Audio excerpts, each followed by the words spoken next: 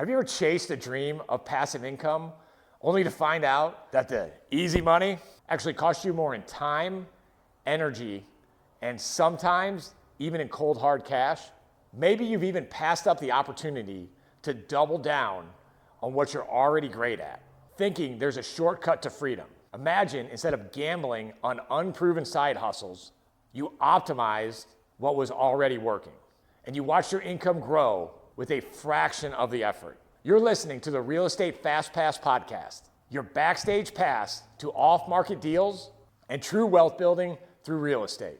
My name is Susie Vreeland. I'm your host and founder of Vreeland Capital. Today on the show, we're diving into a hard question that a lot of investors and aspiring escape artists struggle with. Why do so many people overvalue a passive dollar and undervalue the one they've already earned? So to help us explore this topic, I'm joined by a very special guest and now a regular contributor to the podcast, my wife, Susie. She's seen my journey up close, including the time I lost $30,000 by starting a deli and chasing this passive income dream. And I was losing this money while I was ignoring the six-figure opportunity right under my nose. In this episode, you can look forward to learning three key things. While the allure of passive income can be very misleading, how to avoid distractions that can masquerade as opportunities, and what truly builds long-term wealth in real estate, especially when you play to your strengths. And we're even going to share the hilarious and humbling story of what happens when property management and pandemic parenting collide. This involves a stainless steel fridge, 4 kids on separate screens on Zoom calls, remote learning. So if you're ready to stop chasing passive income myths and start maximizing what you've already got, then stick around for this episode of the Real Estate Fast Pass. All right, welcome back to the Real Estate Fast Pass podcast. I have a very, very special guest today, a new producer to the show. She's going to be a regular visitor, but first, the topic what we're going to talk about today. I think people, and now I've been spending a lot of episodes, kind of bashing the cash flow mindset, but I think a lot of people make a cognitive disconnect where they overvalue a dollar of so-called passive income when they could do really 10% of the effort and just get more income from what they're already doing. And the reason I brought my lovely wife, Susie, on here today is because she watched me live this concept. And it was from a deli I started. So Susie, welcome to the show. How's it going? It was a very exciting time. Why don't you give a little background on how you got to have a deli? Yeah, so I was in corporate medical sales at this point, and I had kind of felt like I had maxed out what I could do there. And I always had to be doing lunches and dinners. And I was doing a ton of lunches. And I was like, wait a minute. Somebody's getting paid to make these lunches. I got a friend who knows how to cook. He wants to start a deli. Why don't I just start a deli and then that's the food I'll bring to all the nurses and doctors' office. So that's what I did for about 6 to 9 months. How did that go for you? We lost about $30,000.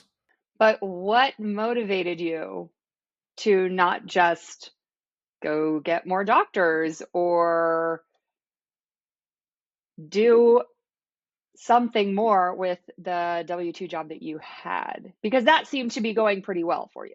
You were one of the best orthopedic reps in the St. Louis area. Yeah, I believed that a passive dollar or a dollar not in my active income was worth like $10 to dollars that were my regular income. Part of it was naivety. Part of it was like I wanted to see if I could try something new, but I completely took my eye off the ball. And guess what? Our bonus that year was around $50,000, and I lost 30 of it, essentially gambling with a deli, even when I had a built-in buyer. That sounds kind of silly. It was incredibly silly. The audience probably wants to know why you didn't stop me from doing that. Well, the audience should probably know that you did a lot of things, the deli being one of them that were not advantageous for our pocketbooks. But at the time, we were both young and silly, and I figured it was the time for us to make stupid mistakes. So might as well try and see what works. It didn't work.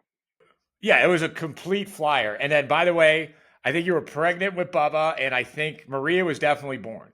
Yeah, Maria was a baby. We were pregnant with Bubba. Uh, yeah, and I had just left corporate. You were still doing it. And I will say from my perspective, I felt a little bit of empathy for your desire to want to do something because I was leaving and starting to do something. So I felt hypocritical to tell you that you cannot try a new endeavor. So, for the audience, Susie was running a wedding photography business, a successful wedding photography business. And then, now that I'm thinking about it, I thought we were on a little bit of a hot streak. Corporate was going well. Your business was going well. Why don't we try something else, a deli? But I firmly believe the cognitive disconnect that I was undergoing, and I see this on calls with people all the time, new people coming into the community, is they think $1 of so-called passive income is worth 10 of active income. And the really bad news is it's just not. And it's most likely a distraction. I would tend to agree. I mean, with what, I don't know, our first 50 to 100 deals, I was the one talking to the owners a lot. And I very much felt this. Like they had this desire to like leave their jobs. And I was like, oh, hold on. You have one rental property. I am not a financial advisor. Produce, we just give properties to you, and we have a whole small army and a team that does great things, but we also do not perform miracles. Like one rental property in your portfolio or two is not going to make you rich, and you're not going to be able to retire and live on a yacht. That's From one back in the day, back then we were selling $100,000 rental properties in the Midwest. Now we've upgraded $200,000. But where do you think? Why do you think this occurs? And why do you think it occurred with me? Why do you think it occurred with all the buyers I'm trying to get to the bottom of why this is happening. well, there's been a serious shift in when you and I started in corporate. I felt like it wasn't ridiculous to work hard, and there wasn't this whole idea of like a work-life balance in that time. I got a call, and my boss's boss told me to get on a plane, and I just up and did it. I didn't have a huge social life. It was just you did what you needed to do, and that wasn't really a priority. Now there's a lot of like self-care, and people want to, and I there is a happy medium there somewhere, but now people are convinced that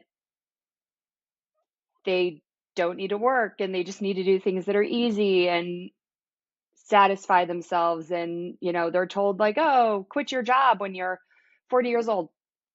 And I will say, and I'll let you get back to it, but a lot of people on calls were like, what's the catch? Like, why are you doing this? And at the time, And by doing this, you mean why aren't we just keeping all the houses for ourselves? yeah, they're like, if these houses were so great, why wouldn't you just be keeping them for yourselves? And my response was like, I'm at the time, I'm like, in my 30s. I'm not quite ready to be sipping sweet tea and sitting in my rocking chair on the front porch. I do have a rocking chair on my front porch. It's nice.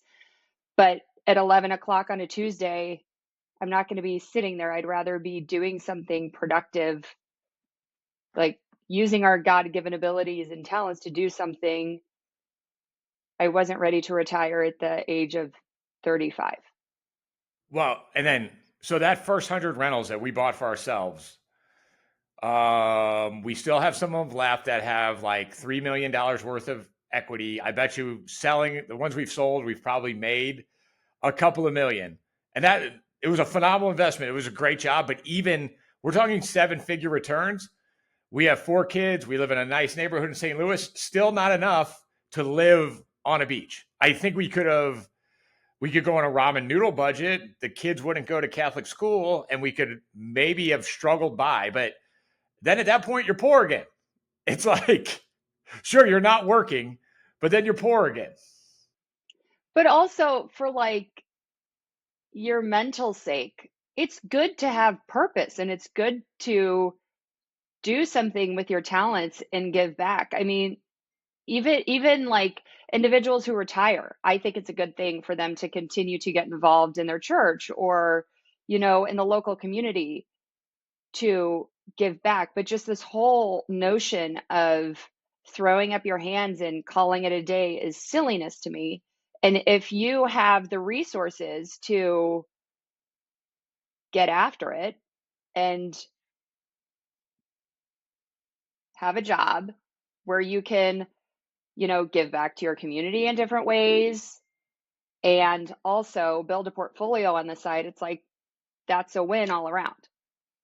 And then that's the magic of the real estate. It is working when you're not working. So technically it is passive income, but in the first 5 to 10 years, you're just not going to see that return materialize in the form of cash flow. You're going to see most of it materialized in being able to use leverage and watching things appreciate.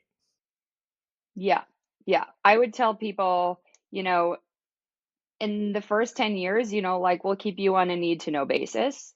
If there's something that you need to know, we'll let you know. You can check in with us. But at least for us personally, I don't think about our houses. I don't go by our houses. I know I can. I just check in with our property manager who I have access to. Like, I mean, I could text her right now and say, what's going on with our homes? I don't. I just trust that everything is working as it has and I intend it to. And I figure I'll check back on it in 10 years.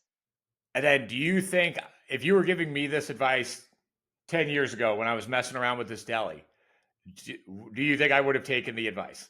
I would like to believe so, but like the reality is that time tells a lot. There's only so much that you can tell somebody or try to convince somebody of, you can look at all the data.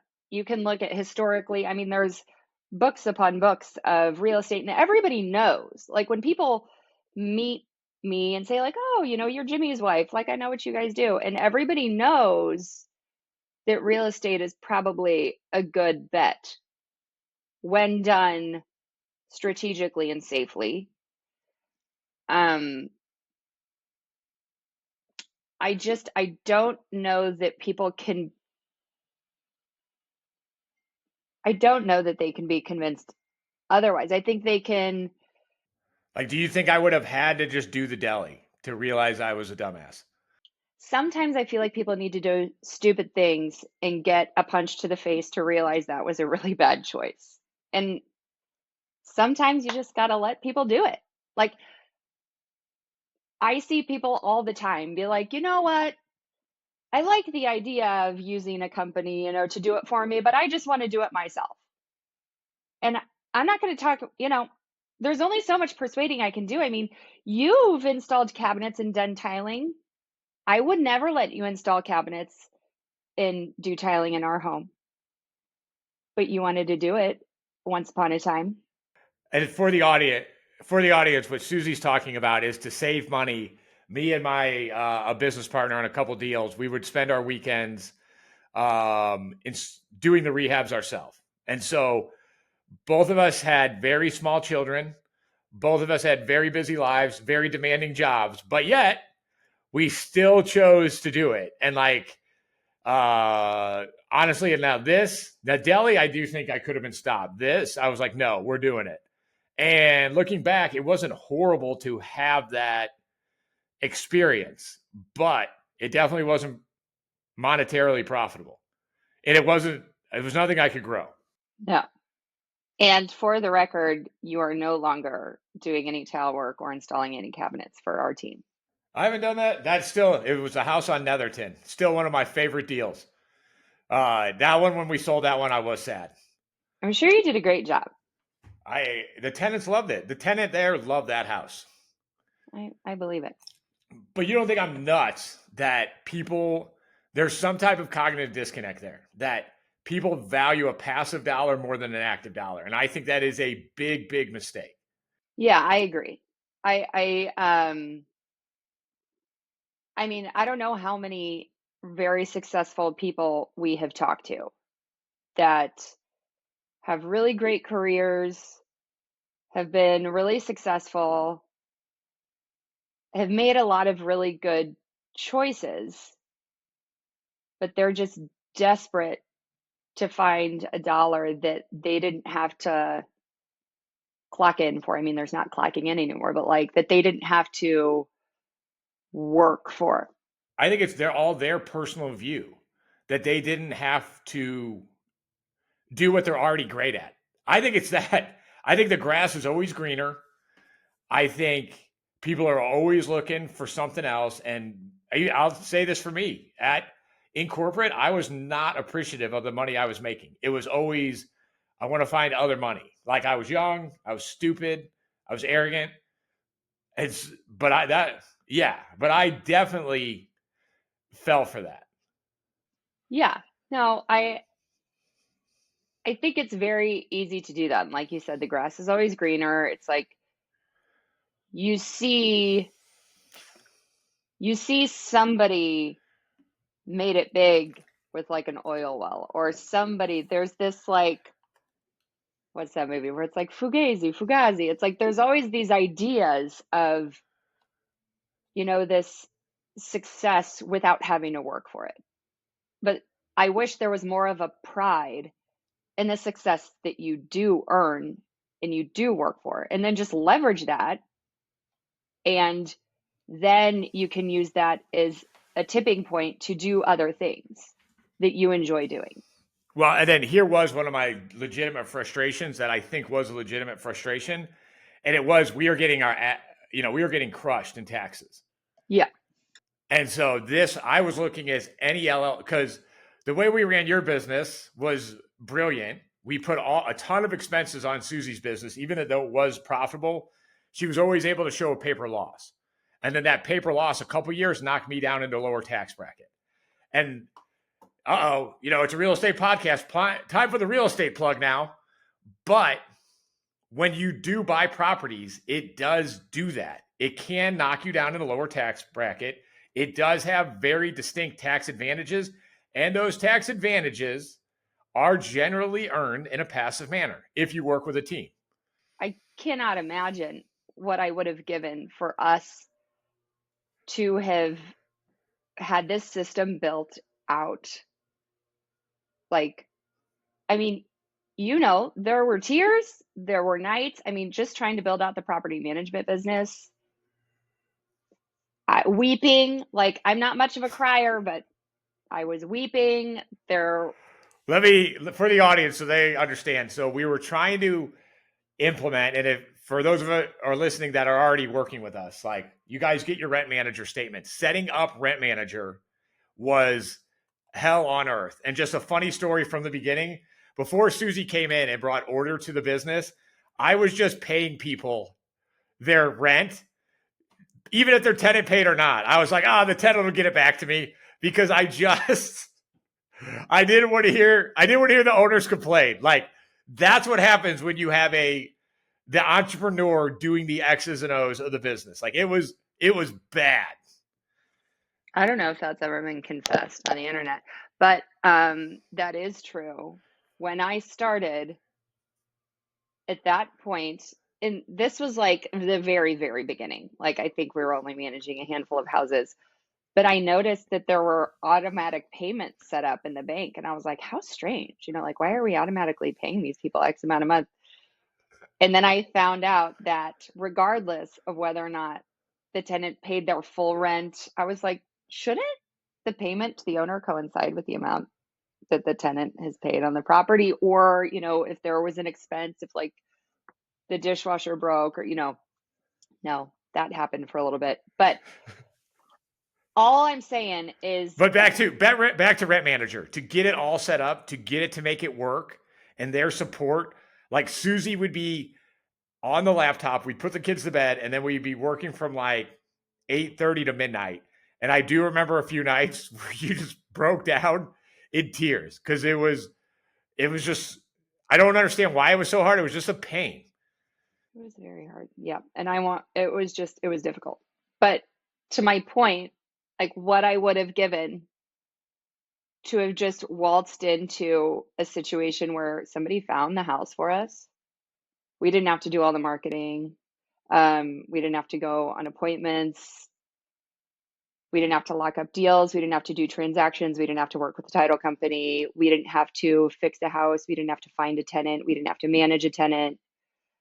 I mean, the COVID, like the property management.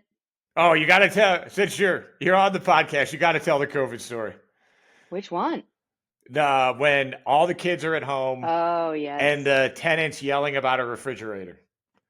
Completely off topic, complete tangent for the podcast, but I do think the audience will be amused. So we had hired a new property manager, and there was a 2-week window where I was the property manager.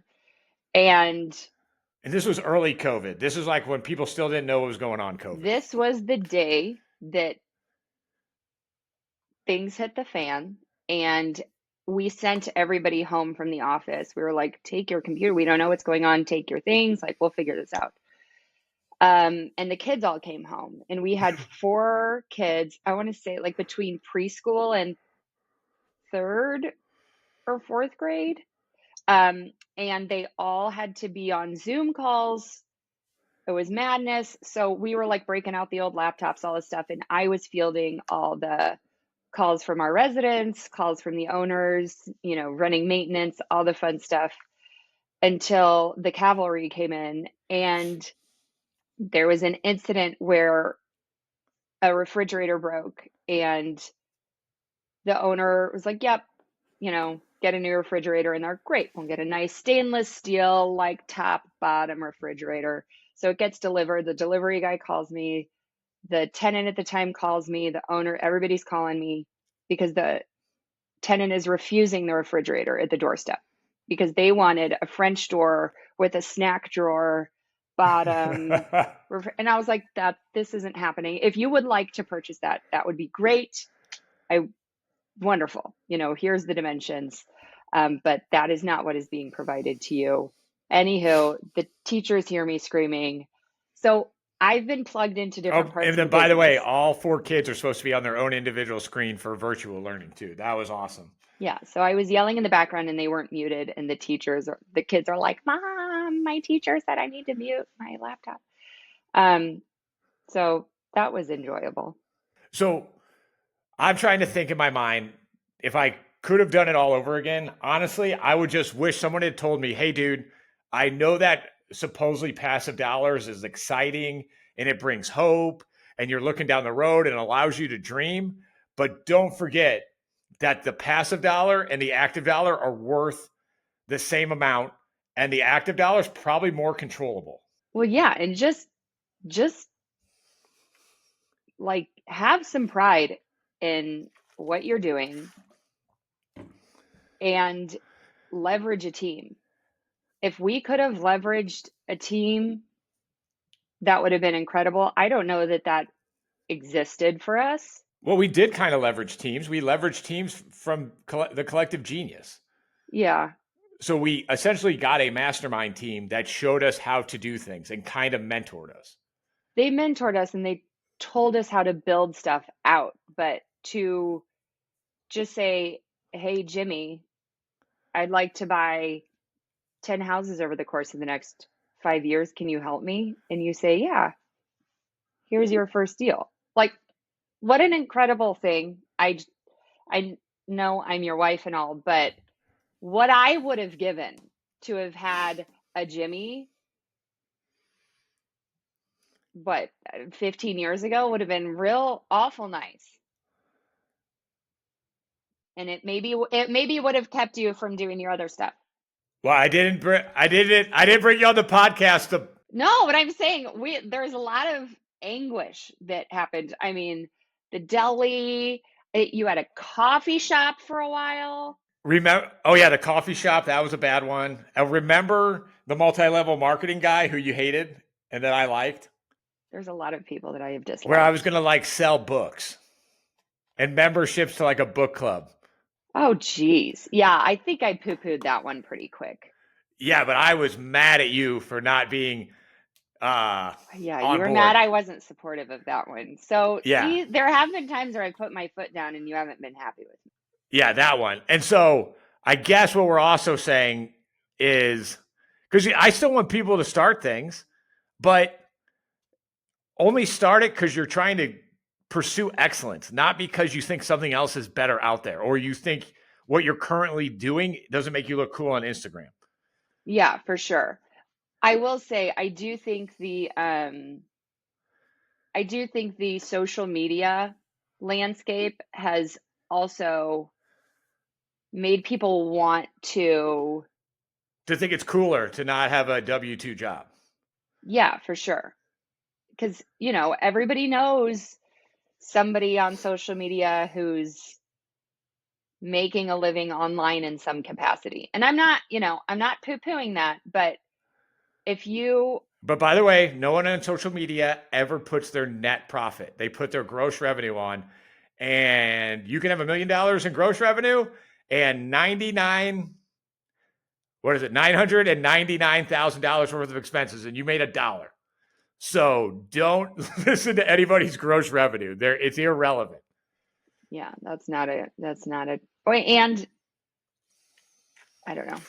I guess I'm a bit of a negative Nelly just because we've tried different things, but everybody makes things look very rosy on the other side. Well, yeah, social media is everybody at their best day. Like when I've had bad days and I'm complaining to you about the business, I'm not putting that on social media. Unfortunately, it's for an audience of one. That would be a decent reality show.